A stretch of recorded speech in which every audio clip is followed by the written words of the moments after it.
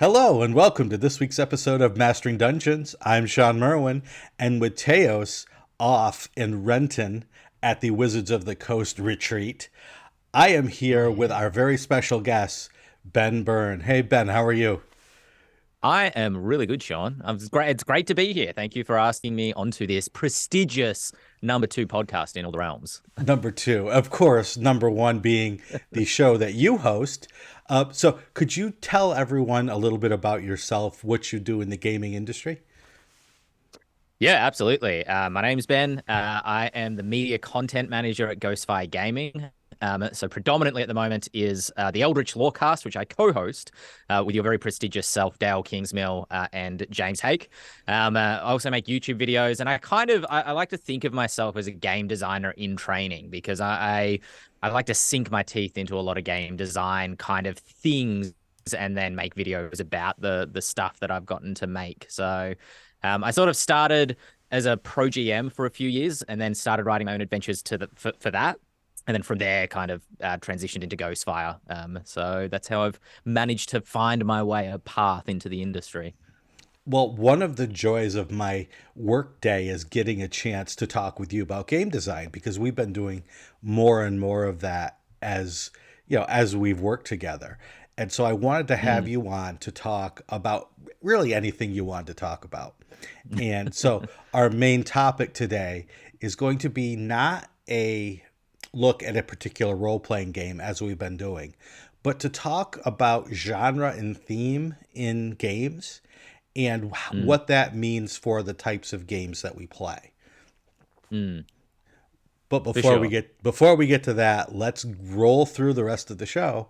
First, we are going to go to our listener corner to talk to some of the folks who have been following us. And the first person is James101 via our Discord. And this is what James has to say. The first question I have with all these playtest things coming out, be it Black Flag or 1D&D, how are we supposed to playtest these things? I have two games running, but I can't just start changing rules and subclasses willy-nilly, can I? And that is a great Mm. question, which I am going to toss over to Ben, who had a better answer than I did. Yeah, this is a really fantastic question because I wondered the same thing. As these playtests start coming out, you want to be involved. And so it feels like you kind of need to interrupt whatever game it is that you're playing to pull them in. I've been kind of pulling a few parts into my 5e game from the 1D&D playtest packets. Specifically, I really liked what they did with exhaustion, which I believe is you take like a -1 for each level of exhaustion that you have up to 10 on all your D20 rolls, I believe. And I think it also affects your spell save DC as well. And I liked that because what I found in practice is that when players got like one or even two levels of exhaustion previously with 5e, they just disengaged from the game. It was like, I've got exhaustion. I've got disadvantage, even though I've got a +7 on this roll, somebody else do it. Whereas if it's just a -1 or -2, they still feel confident to be able to overcome that roll. I haven't provided playtest feedback on that to Wizards formally because again, this is still in a 5e context. So I don't know if my feedback is necessarily what they're looking for. But if you can kind of stop your game and play an all one D&D game, then do so. If you can't and you just want to import a couple of things, then do so, and you can give feedback on that. Because remember that they're not expecting everybody to provide feedback on everything. You know, you can't possibly, especially because they're drip feeding it out so much. We haven't had a druid until the most recent. Was it the most recent? Was the druid Mhm. playtest packet? And so you couldn't have. You might not have had a full party because initially you only had the experts, and then they added the cleric and whatnot. So playtest what you can, but don't feel pressure to use all of it even, just use what you can, what seems cool in your game. And then if you want to dive in with a full one shot, run a one shot. So I think what you said there, Ben, was spot on. And since we're not testing a new game because 1D&D is cleaving very closely to 5e, we don't Mm, need to test it from the ground up. So I think pulling pieces out and just inserting them into your regular 5e game is a good enough sort of playtest to get an idea for the most two most important things, which are, is anything truly broken, and how do the players like the changes. I think that's really what they're looking for. Is it Yeah. playable? And if you can do those Yeah. things by just pulling pieces of spells or pieces of subclasses or whatever into your game, then I think that's good enough. Yeah, there's an academically interesting question, which is like, how do the new classes stack against the old if you've got them in the same party? I Mhm. don't know if that's useful playtest feedback for them, but I find that interesting. Yeah. Yep. And maybe that's something they will ask going forward.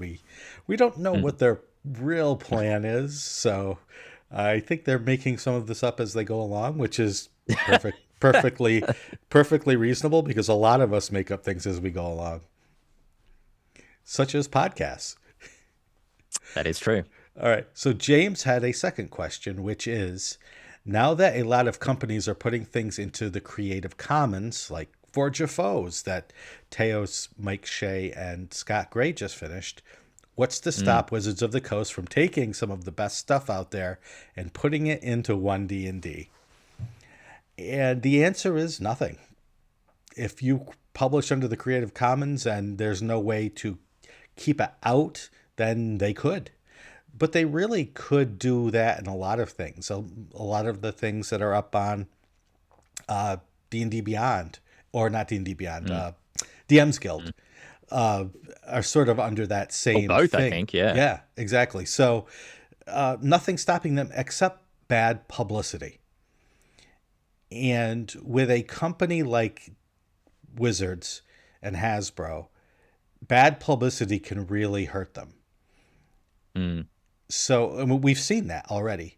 So if they want to make bank off the D&D movie and off TV shows and off merchandising, they really don't want any bad press. They don't want any ill will toward them.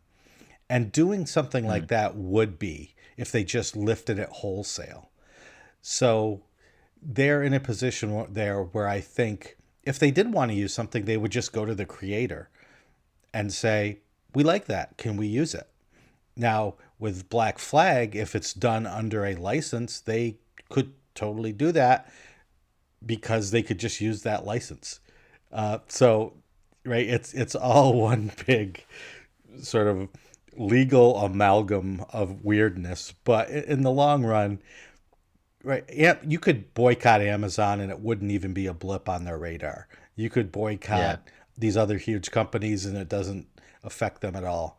We've already seen that Wizards of the Coast getting a boycott uh, moves the needle at least a little bit in terms of their awareness. Mm. So, any thoughts on that? Mm. No, I think you've hit the nail on the head there. I mean, it'll be interesting to see if they do kind of take, for example, if they decide species isn't where it's at in terms of solving how to appropriately refer to racial differences in D&D or species differences. I could see them kind of dipping into heritage and lineage, which is what Black Flag are doing, but which would be interesting to see if that kind of went back the other way, especially because D&D has a habit of popularizing something beyond the scope of what Black Flag could do. So people might associate it with D&D, even though it was originated in Black Flag, whatever the rule would be. So I'd be fascinated to see if it would happen. But yeah, I think you hit the nail on the head. Yeah. And one thing to always be aware of is good game design sort of shows itself as not necessarily obvious, but without much thinking, you can see what's good and what's not. And so you are going to get parallel design that looks very similar. Mm. Back in the days of Dragon and Dungeon magazine, where you had to mail in with postage your submissions, I would send something in to one of those two magazines and I would get the letter back saying, this is very nice, but we can't use it. Thank you. Please submit again.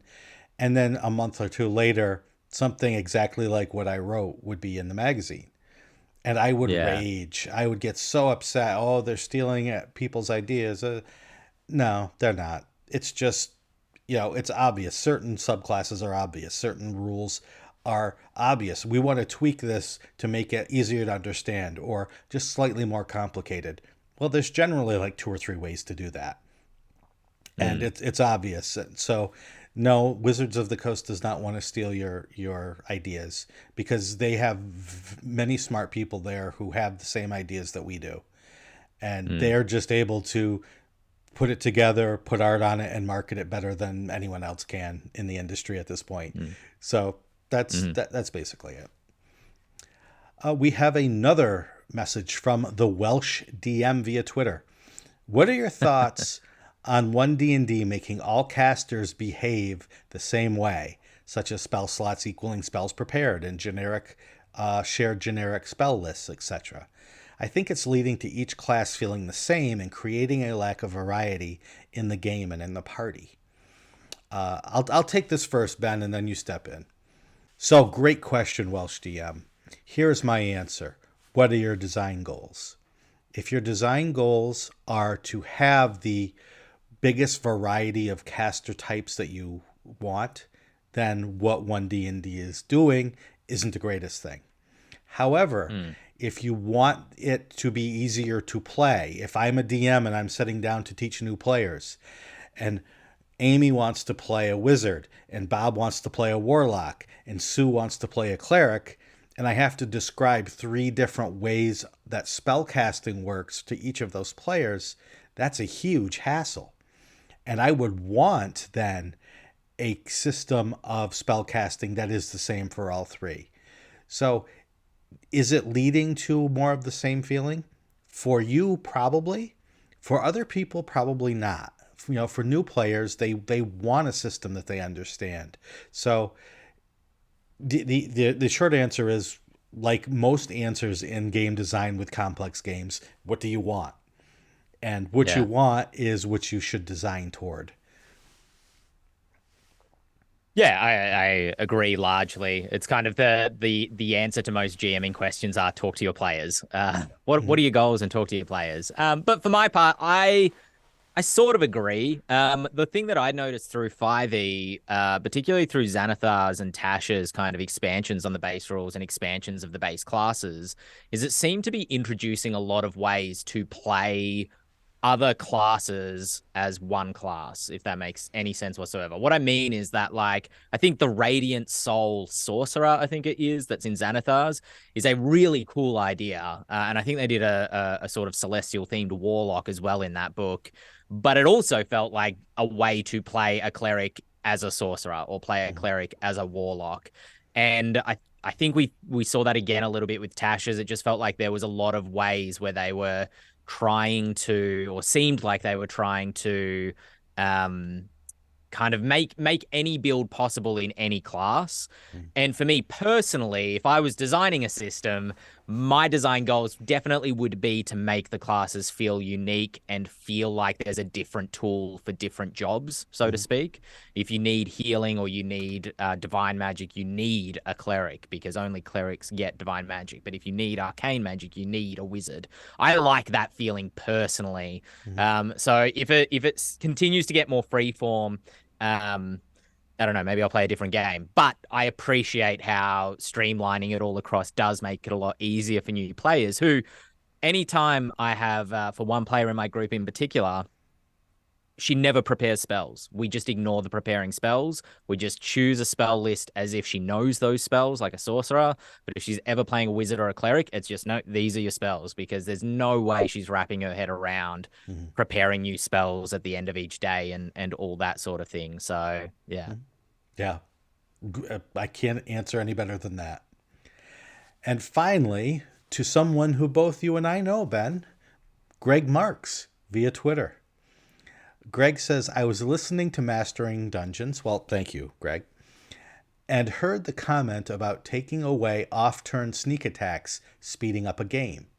In light of making monsters tougher and how everyone takes every action they can, won't lowering the rogue's DPS, right, damage per round, actually slow the game, assuming they still get opportunity attacks or granted attacks? So, to be clear, Greg, we at Mastering Dungeons weren't saying that it would make the game faster. Jeremy Crawford gave that reason for why they had moved in that direction for this particular playtest, to see if it might make the game faster. So I don't agree or disagree with that sentiment either way. I would want to see playtest results before I decided if taking away the once per turn sneak attack did make the game faster. But I think we can agree that monsters needed to be made harder because people were doing more damage than the game thought they would. And they were doing more damage than the game thought they would for a variety of reasons. One of which was if you give players the chance to do their big things, they are going to do their big things as many times as you allow them. So it's a chicken and the egg problem. If we wouldn't have to up the monsters if the rogue didn't sneak attack so often. So you can't use that as the reason why we need to keep it in the game. I guess if that makes sense. Yeah, totally. I think there's also like that's what they talk about with balance in D&D, right? Is it's not a matter of making every encounter balanced for the party so that there's always a fair fight for the party or the monsters either way, but just having a balance so the GM knows what to expect from the party and so they can decide whether they want this encounter to be really dangerous or not so much. The other thing, I think I saw this tweet, and the other thing that it made me think was, what do they mean specifically by speeding up the game? Because I get what Greg is saying in terms of if the monster takes longer to kill, doesn't the combat go for longer? Are they talking about time of combat or are they talking about pace of combat? Because I would be much more satisfied sitting in a combat that went for an hour and a half, but I'm taking a turn every 5 to 10 minutes, as opposed to a combat that only goes for 45 minutes to an hour, but I'm only taking a turn every 15 minutes. You know what I mean? I think personally, what I think would be a better design goal is to try to speed up the pace rather than necessarily the time of combat. And then the GM can figure out how long they want the combat to go by how many monsters and how much HP they're kind of pumping into the encounter. So yeah, I thought it was more about pace than necessarily like length of combat time. Yeah, I think you're right there as well, based on the video that Jeremy did, which was great. That it's great that they were doing these videos and being more explicit in their goals to at least give us a bellwether of how it was going and what those choices they were making actually were for, and did they accomplish those things. So kudos to them, and thank you, Greg, for the question. That's our listener corner. Now let's get into the news, and boy is there news. Woo! Woo! The big news, of course, was D&D Direct, which happened on March 28th. I did not see it live. I was teaching my class, but when I got home, I turned it on to find out that it was already over. However, I had lots of people telling me what was happening and videos and all sorts of things. So we can now report with 99% assurity of what was covered there. And we'll go right in order of what they talked about. First, they talked about the Minecraft D&D partnership. Any thoughts on that, Ben? Yeah, it looked cool. It was one of like the big things, because I also missed the direct live because I was asleep because it was at 3 a.m. Australia time. Yeah. And Minecraft D&D was like one of the big headlines, I suppose, that I saw coming out of that thing when I woke up. I actually didn't watch the direct until like half a week later, when I got around to it. But the D&D Minecraft thing actually legitimately seemed cool to me, because Minecraft's digital Legos, right? Ostensibly. I don't play a lot of Minecraft, so I don't know a hell of a lot about it. But it seems like it would be super fun to use Minecraft as your virtual tabletop, as the DM, and just have the DM as a little character in there with everybody else's characters, just running around, like describing the rooms, and then just drop, instead of running like 5e combat, just drop monsters in the game into the room. Players fight the monsters. Okay, great. Now let's see what you find in here. And the DM just basically makes a real dungeon for the players to run through. That seems like a cool idea to me. Yeah, I've played Minecraft probably a total of 3 minutes. But I know young people that play it. I know older people that play it. I know lots and lots across a diverse range of people. So I was excited for it just for that reason, because I know of parents that play Minecraft with their kids. Now they can play Minecraft D&D with their kids, which may then lead into, hey, would you like to try the actual D&D game? Because it sounds like this is downloadable content for Minecraft called Monstrous Compendium. That's the D&D thing. You can choose a class. You can fight monsters. You even roll D20s in this, apparently. So it's that first step of getting Minecraft players into the D&D player category, and I'm all for that. I just think Minecraft players will be confused by all the other dice because they're not square. And Yeah. Minecraft people think only in squares. They'll be like, "What is this weird shape?" Ooh, that is strange. Maybe they'll have a 6-sided 20-sider. Yeah, maybe. They also announced the Golden Archive figures, which are the Xanathar, an Owlbear, and a Displacer Beast. The latter two presenting themselves highly in the D&D movie. The Owlbear is 8.5 inches tall by 7.5 inches wide. So these are not small minis. These are figures. You big collector? Yeah, but of smaller miniatures. I saw a picture of the Xanathar and I was like, that's a nice beholder mini. And then I realized that, yeah, it's probably actually quite big. That being said, that's a nice beholder mini. So it's definitely something I find it because I spent so much money on like wargaming and D&D miniatures. I find it hard to justify the cost of buying those like larger toys. But if I see one, if they do come to Australia and sell through some local retailer, I think I'd be tempted to pick up the Xanathars. Yeah. And speaking of non-mini minis, we have the 20-inch Mimic from WizKids for $375. We sort of knew that from before. That had been mentioned, but it was highlighted in D&D Direct. So Teos, I know, was very upset that it wasn't a regular treasure chest that turned into a Mimic. It was full Mimic right from the start. I think Dale said the same thing when we talked about it. She was like, "Can I put anything in it?" I was like, "No." She was like, "I don't want it." Yeah. Yeah. But if you need to get your Mimic on and it needs to be 20 inches tall, you know where to go. They also announced another secret layer drop for Magic, 6 Magic the Gathering cards from the movie. I, again, don't play Magic, so I was excited for Magic D&D crossover folks, but didn't do much for me. Yeah, no, I'm not a Magic the Gathering fan. I'd like to be, but I'd like to be a fan of everything. I say that all the time. Right. It's all we need is about another $1 million and another life to live, and then we can do all of these cool things. But if you are a Neverwinter MMO player, you got some news. Menzo Baranzan will be the 25th expansion for the Neverwinter MMO. And it was partly written by R.A. Salvatore. So I believe that was the case. So, if you're a Neverwinter MMO player, this is the first time we're seeing Menzo Baranzan, as far as I can tell, in sort of video game form. A very famous drow Underdark city. Right. This is one of those deep dives again, where because I'm not deep in the Forgotten Realms lore, I'm like, okay, that sounds important. The way you're saying it sounds very important, but I have no idea where that is. So that's interesting. That's an area of the Forgotten Realms I haven't necessarily seen a lot of. My importance scale is, can I spell it without looking it up?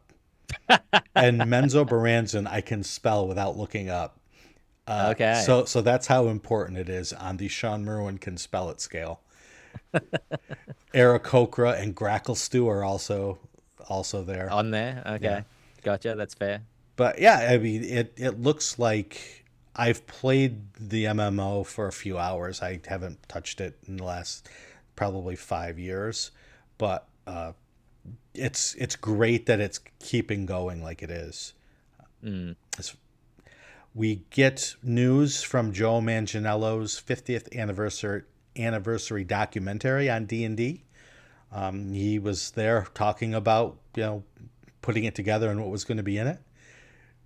What are your This uh yeah. this seemed really funny to me because it introduced him as like, "Hi, I'm Joe Manganiello. I'm here talking about the 50th D&D movie, back where my love of D&D started, with Dragonlance, and I tried to convince a whole bunch of TV executives to make a Dragonlance TV show. Anyway, that didn't work out. Here's a document." I was like, why did he mention that? Was he trying to like sneak it in there to try gauge fan reaction to that thing specifically? Yeah, I mean, I think Joe has had his, his Dragonlance sword and spear out, just fighting for all he's worth, trying to get this made, and it's fallen through repeatedly. But I would love to see it. But Yeah, yeah, yeah, me too. I'm just imagining some Wizards executive on the phone with him, though. Like, oh, I had a call with Joe Manganiello. Did he mention Dragonlance? He did mention Dragonlance every time. several times, once per sentence, Dragonlance Yeah, came out. yeah, yeah, exactly. But yeah, I'm looking forward to the documentary, even though if you are even a semi casual fan of D&D, you probably know a bit about the history. And so I'm wondering if this is going to be sort of the pie in the sky, how great is D&D, or if it gets into some of the weeds of, some of the controversial aspects of it. It'll be interesting to see the tact that the documentary takes. There are some really good documentaries on the history of D&D. I assume they're good, to be fair. I haven't necessarily gone and fact checked every one of them, but there's some seemingly great ones on YouTube. I wish I could remember the channels off the top of my head. I can't, unfortunately. There is it Slaying the Dragon was the book that got published last year, Yep. Ben Riggs. which is exactly. Yep. I wonder if Joe Manganiello's documentary is kind of going to be like the D&D movie version of those in terms of it having much wider market appeal. I Mm-hmm. think you've got to be pretty interested in D&D already to buy Ben Riggs's book or to go and search for those documentaries on YouTube. Mm-hmm. But if you're presented this on, I don't know where he's publishing it. I don't know if it was mentioned, but if it's on Netflix or Disney Plus or somewhere like that, it probably gets a lot more people interested who might have been fans of Stranger Things going, oh, I'll check this out. Oh, that's really interesting. I might Yeah. play the game. So I Yeah. wonder if that's the sort of attitude they're taking to it. Yeah, and I assume that Wizards is giving its blessing to this since they put it in the video. Yeah. So you would imagine that it wouldn't come out portraying the game or the brand or anything in any sort of negative light.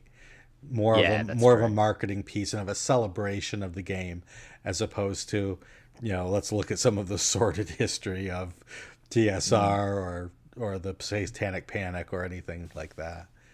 Mm.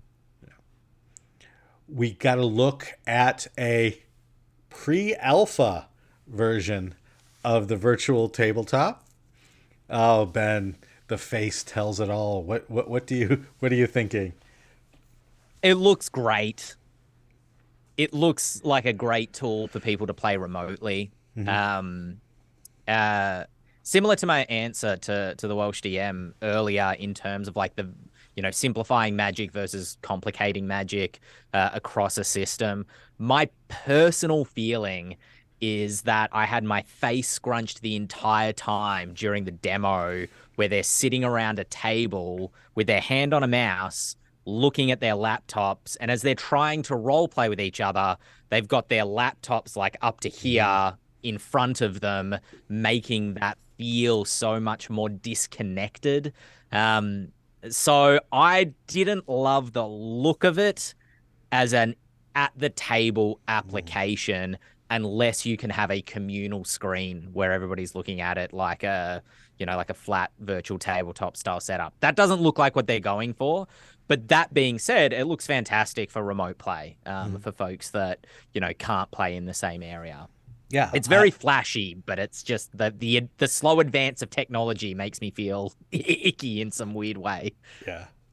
Well, I mean, just the term pre-alpha, I went, okay. So in other words, this is a simulation of what maybe we are possibly trying to Sure. make.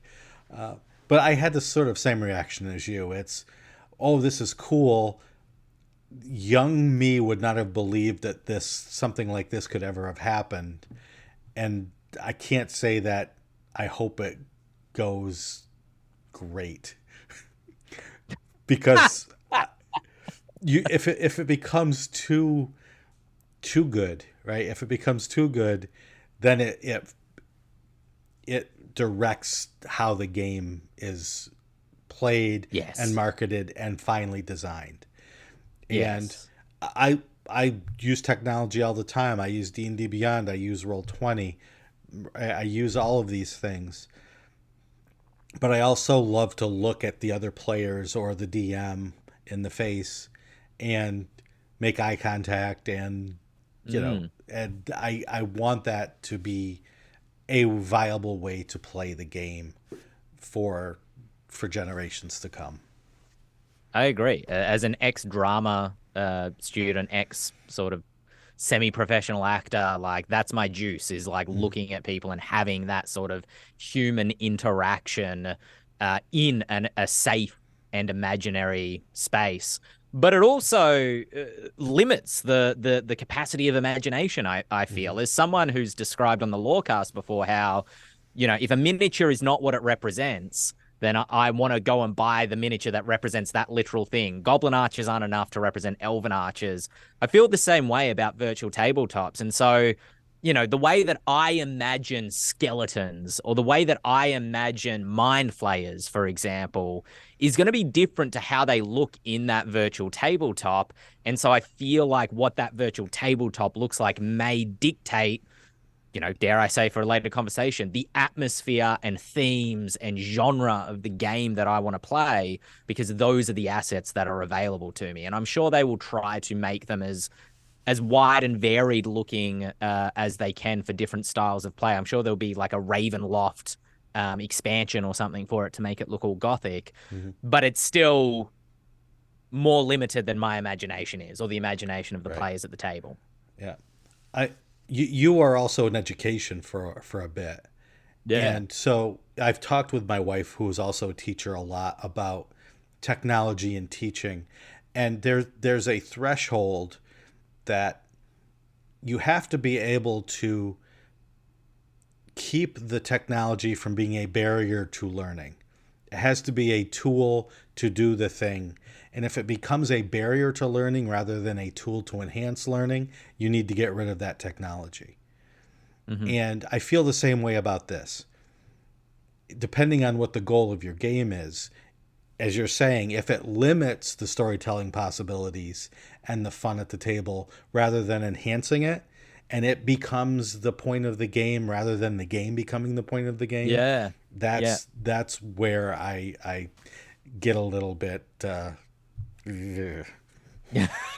I'm glad I'm not the only one that yeah. felt about that. I thought I was going to be Debbie Downer, but yeah, it itches the back of my brain in an uncomfortable way. Yeah. So we had all of that, and then at the end, for just the briefest of moments, we actually got to look at the D&D products.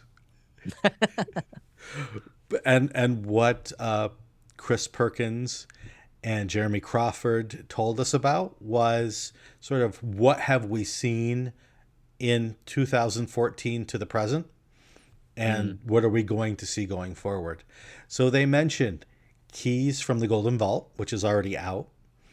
They mentioned Bigby Presents Glory of the Giants. They mentioned Fandelver and Below, the Shattered Obelisk. They mentioned Planescape, and they said that the Planescape product will set up the major adventure of 2024. Then okay. immediately after that, they said, and now we're going to look at the. We're also going to look at the magic item, the deck of many things. And I was like, well, is that the adventure that's going to be the major adventure that's setting?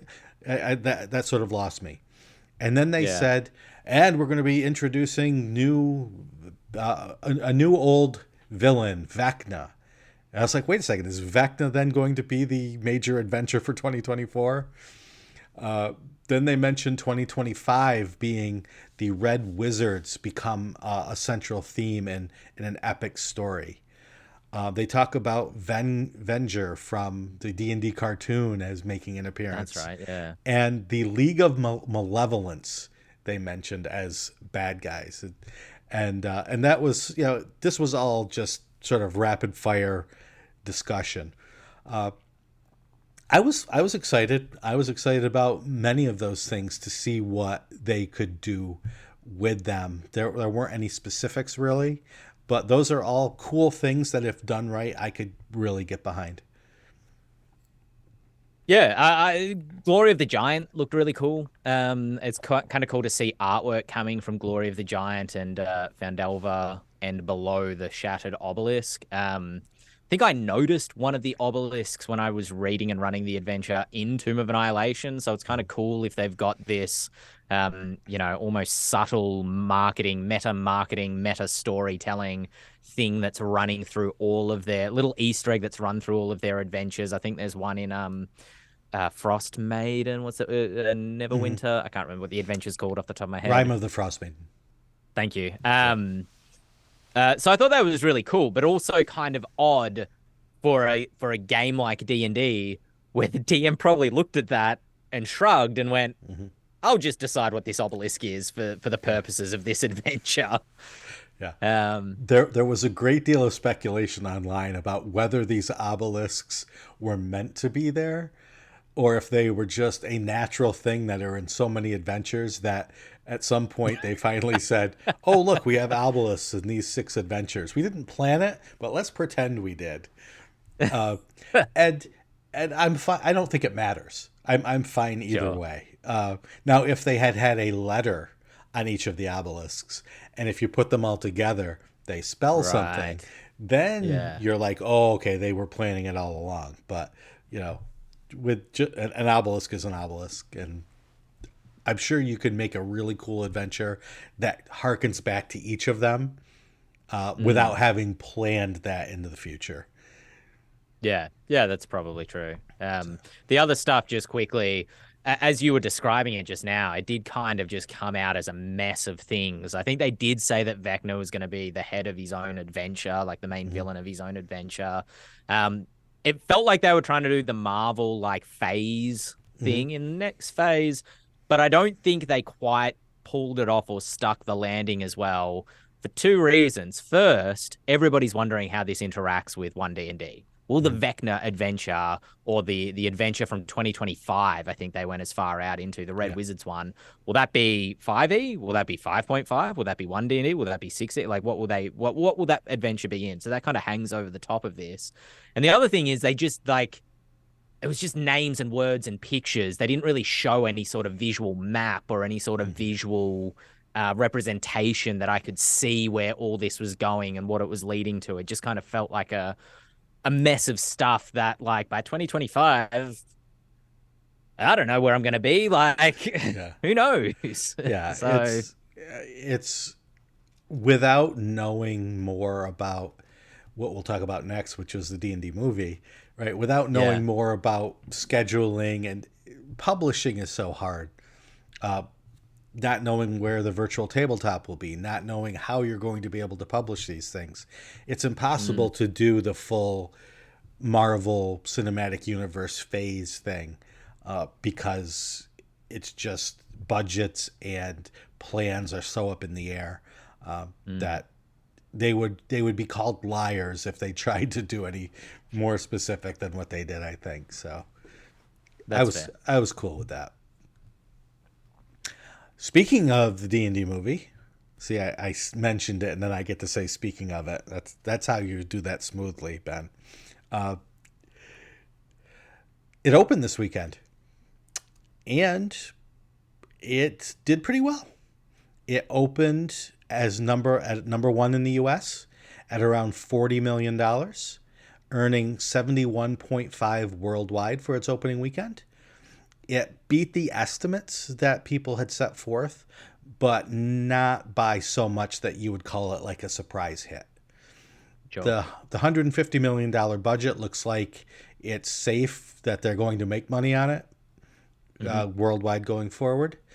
If you want to compare it to the original D&D movie from the year 2000, That movie did $33.8 million total on a $45 million budget.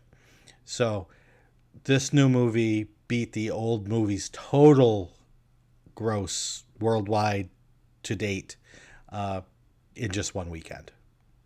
So that's good. It was getting great reviews, over 90% on Rotten Tomatoes for both critics and audiences. But next weekend, Super Mario Brothers movie launches here in the US. So there's a good chance that we're not going to see the strong second week that you would hope to see when you have such a machine gun rapid release of these high profile movies, including Guardians of the Galaxy, which is coming in just a few weeks too. Right. Yeah, I don't know. I hope that it outperforms Mario because Mario looks like hot trash of a movie. I know a lot of creatives work really hard on it, so I don't want to, come down on their creativity. But the D&D movie, I saw it like 2-3 weeks ago now in an early screening, and it's weird to have FOMO for everybody seeing it this last weekend for a movie I've already seen 2 weeks ago because I'm kind of not part of the communal like I saw it and I'm seeing it and I'm uploading a picture of my popcorn to social media. But that movie is, quick review, lots of fun, heaps of fun, as deep as a puddle of water. But that Mario movie looks as deep as a puddle of water that's been drying in the sun for 2 hours. Like I really hope the D&D movie outperforms it, but not I a don't know chance. what. There's You no don't think chance. so? Oh no, Okay. because we have to remember that D&D is still, as large as it's gotten, is still a very niche thing. Sure. Super Mario? Are you kidding me? Everybody knows Super Mario. Yeah. Whether it's Mario Kart or the original or Donkey Kong or all of the iterations of it throughout the years, there are going to be families going to see this. Like, just the theaters are going to be packed. There's not a doubt in my mind. And I think it doesn't matter how good the movie is, right? It's just it is this big, and D&D is this big in comparison. I suppose you're right. It just, having waited, I know fans of Mario have waited the 20, 30 years for a good Mario movie after the train wreck, weird kind of surrealist thing the last one was. But just seeing the trailers for this feels like they were like, let's make the Lego movie and Minions into Mario. And it's like, yeah, I could see as a Hollywood executive why you'd think that, but when the toads are like, look at us, we're adorable in the trailer, I'm just like, ah. Anyway, that's beside the point. This is not a video game podcast. No, it's not. But it just goes to show. For me, it goes to show as D&D fans, where we were, where we are, and where it would be great if we could get. Sure. And that's why I even mentioned that movie, just to show. Well, maybe I'm going to be wrong, and maybe it will. The Mario movie won't do as well as I imagine it will, but I think it's going to be huge compared to the D&D movie, which I saw. I have a very similar, no spoilers, but fun, about as good a representation of D&D as you could do without making real D&D players mad while still entertaining the general public. I think is sort of the safe ground you can land in there. But we will talk about it with spoilers on this podcast I heard called Eldritch Lore Recast. We're going to record it and talk all about all the stuff from the movie. So you can Correct. find I'm looking that. forward to that tomorrow. Yep, on the Eldritch Lore Cast. So, any other thoughts on the movie or its release or anything? No, I think I'll sit on that for the Lorecast spoiler special that we're going to do. I mean, I guess just the one thing is I'd recommend it, going in and knowing that it is a popcorn movie. It's not the Banshees of Inisherin or Everything Everywhere All at Once in terms of theme and Right. story, but it's a lot of fun. So Yeah. yeah, if you're a D&D fan, I recommend it. I went with a mixed group of avid D&D players, casual D&D players, and have no interest in playing D&D but know that it's a thing. And I Sure. asked those people who aren't into D&D at all, did you understand everything that was going on? Did it make sense? Were you lost at all? And they're like, no, we understood it. They were throwing names around I didn't know, but I understood when Yeah. they said that name they meant a city. I understood when they meant that said that name they meant somebody really powerful, but I Yeah. don't know who exactly it was. So that's where they threaded that needle of not losing the casual viewer by trying to Mm. go too deep into D&D lore while still making it accessible. Yeah, for sure. In good news, the Hobby Games channel was up 10% in 2022, according to ICV2. So, after 2 great years, including a spectacular 2021, the Hobby Games channel grew 10% in 2022, capping a 14-year run of growth, according to the ICV2 estimate.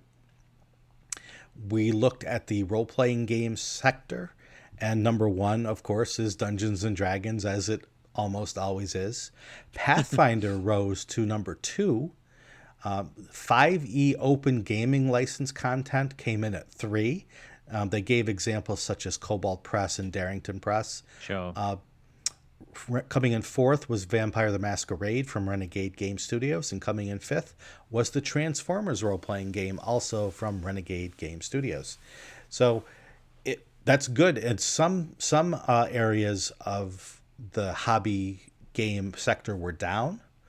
So seeing that the RPGs were up was welcome news. Any thoughts? Any insights? Uh, not terribly deep insights. I wouldn't doubt. I have mixed feelings on seeing 5e OGL stuff. First of all mashed together on this list, Mm-hmm. and second of all, coming above like other very different role playing games. Yeah. It just shows you the ubiquitousness of 5e throughout the hobby, which I love, as I've mentioned before, as a shared language that Mm-hmm. sometime in the future, I'm sure you're going to be able to pick up many different styles of games based on 5e, and it'll be like a shared language. But at the same time, it also means that there's less variety in the hobby overall. But I'm contributing to that because I've only really played 5e and a handful of other games. Yeah. So, Yeah. So the 10% wasn't just you buying other stuff. yeah, Okay. correct. It wasn't the Byrne bump. Nah, Okay. no way. Well, if you wanted to see the D&D movie and get a meal and play a game all at the same time, you could have at the Alamo Draft Houses across the US. So the Alamo Draft House is a restaurant theater where you can sit, have a meal, and watch a movie. And what they did in certain select locations was also offer a one-shot adventure that would take about 3 hours to complete. You would get a customized D&D Dungeons and Draft House character sheets ex- and exclusive commemorative dice to take home with you for your next adventure. So I thought this was really cool that certain places really got into this. Since you're already at a table eating your meal while you're watching the movie, you can just Mm, come in and play. And I thought it was pretty clever. A lot of these different cineplexes or movie houses were doing custom things. The popcorn holder that was shaped like a D20, and things like yeah, that. It was yeah. pretty. Did you have anything like that when you watched the movie? No. I didn't. How advanced screening was really underground. It was really Mm. weird, or not underground, but just like just very simple. Because I went on to the website expecting to book a movie, like I said, 2 weeks from the day that I went on the cinema website, and then it was like, hey, there's a screening like in 3 days. Do we want to get all our friends together? And it was a public holiday. But I did have a friend of mine who runs a pro GM company called Masters of Alchemy. She ran one of these days at a local cinema, and all the GMs cosplayed just fantasy X character and went in and ran a session. That was 3 hours, and then they all the DMs got to go see the movie along with the audience that had been there as well. So it sounds like it was a really exciting day. I missed out on that one actually, but yeah, it's a cool idea, Yeah. you know.